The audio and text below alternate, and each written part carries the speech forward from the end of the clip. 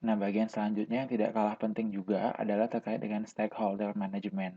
Karena ketidakpahaman perusahaan akan kepentingan dan harapan stakeholder itu bisa menyebabkan tidak adanya dukungan dari mereka terhadap perubahan.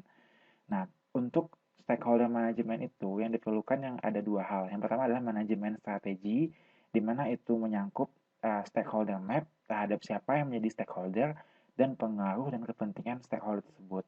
Lalu bagaimanakah proyek perubahan akan mengikutsertakan stakeholder, informasi apa yang perlu disampaikan, dan bagaimana pemrosesan nanti feedbacknya.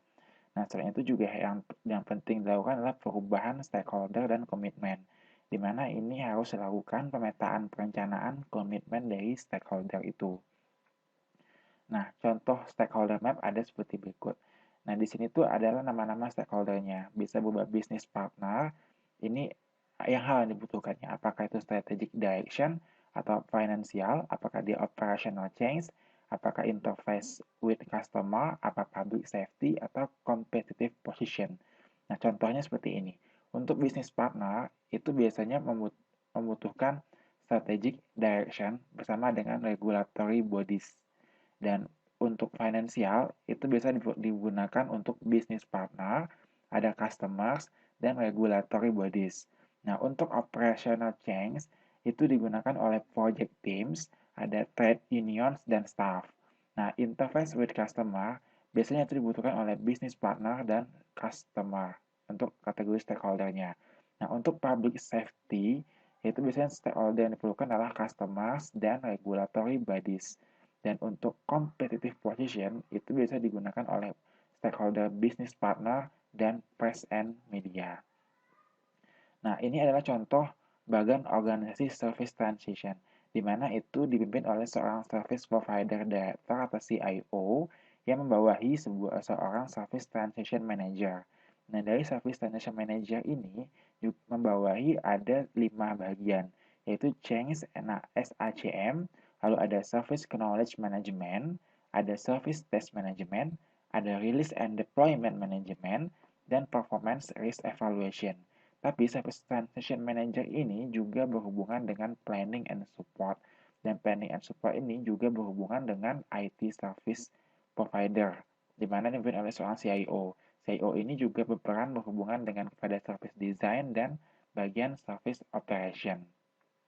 Nah, sebagai key roles dan responsibilities-nya bisa kita lihat di sini. Ini adalah bagian Change and SACM Teams, di mana itu ada Service Asset Manager, ada Configuration Manager, ada Configuration Analyst, ada Configuration Administrator, ada Tools Administrator, dan Change Manager.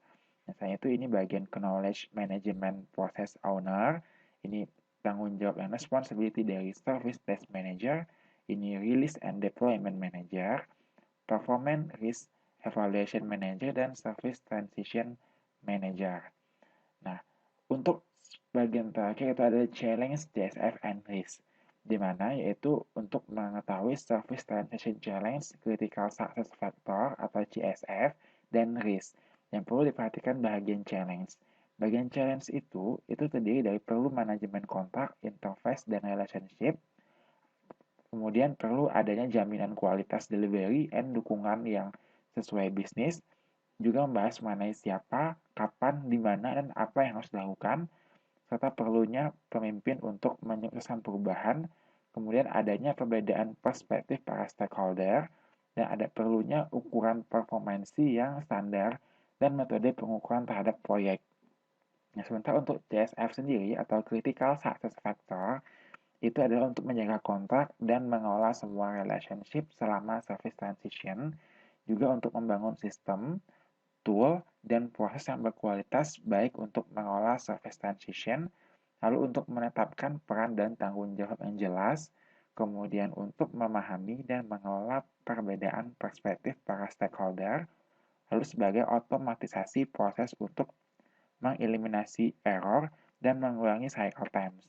Sementara untuk bagian risknya sendiri, yaitu untuk mengatur biaya tambahan yang tidak direncanakan, lalu sebagai penghalang perubahan karena birokrasi yang berbelit, lalu untuk adanya sengketa terhadap beberapa key support dan staff, lalu untuk mengatur adanya perubahan tanggung jawab dan kebiasaan yang tidak mendukung workforce, dan untuk mengatur adanya knowledge sharing yang memungkinkan pihak yang tidak berhak dapat mengakses informasi yang bersangkutan.